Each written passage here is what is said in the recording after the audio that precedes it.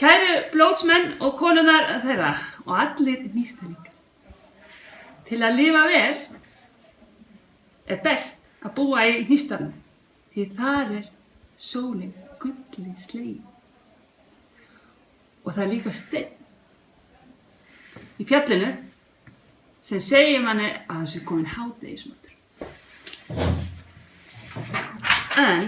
En sko, hann Sigmundur í rannsókn sýndi mér sko svolítið ráð. Svona þetta bara.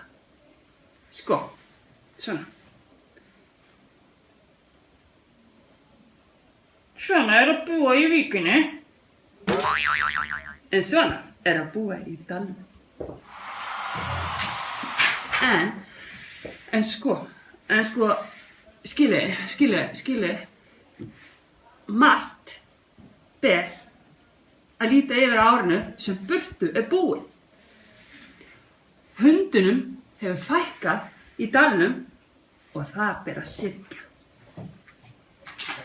Sko, en því ber líka að fagna að Ása og Ólin að eiga börn í lið. Áfram Víkingur! Og HM verður að fara að vara sig. Og svo hann Jónas, töflusalinn, hann bauð fram krafta sína í flokkinn með fuglinum, já, en fólkið leyfði honum ekki að vera með. Það á ekki að skilja út undan. Hann svo mikill kýrvinur. Svo var maðurinn,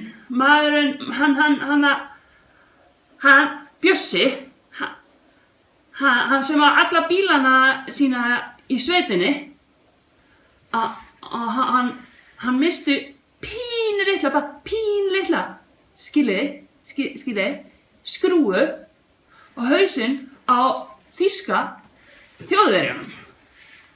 Og það var ekki honum að kenna. Og ég óska bara öllum í Hnífsdal fyrirgefðu fyrir Bjössa. Áfram Bjössi. Og svo var hann Geiri, Geiri Öfugby. Fólkið í tölvun hans, það gaf honum náttúrupasta. Og hann notar hana hverjum degi, fram og tilbaka. Og því ber að fagna. Því ber að fagna, því hann orðinn gulli slegin. Eins og sólin í Hnífsdal. Svo það frænkurnar, Agnes og Halldóra. Þær byrjuðu í dalnum, en núna í Noregi. Má það?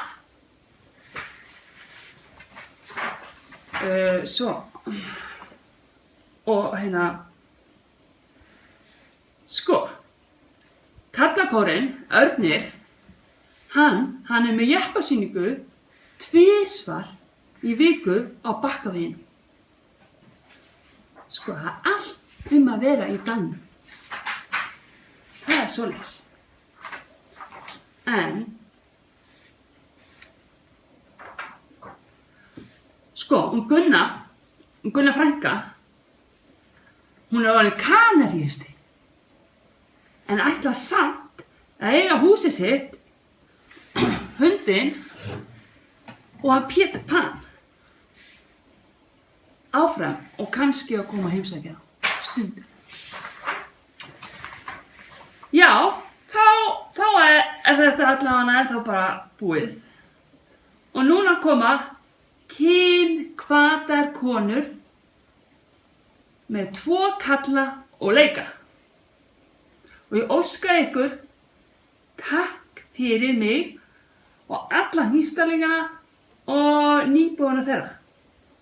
Og svo eina svona selfie, svona, með hann hérna Reynir, hann Reynir hérna, þetta smá hérna, brosa, Reynir, já, flott.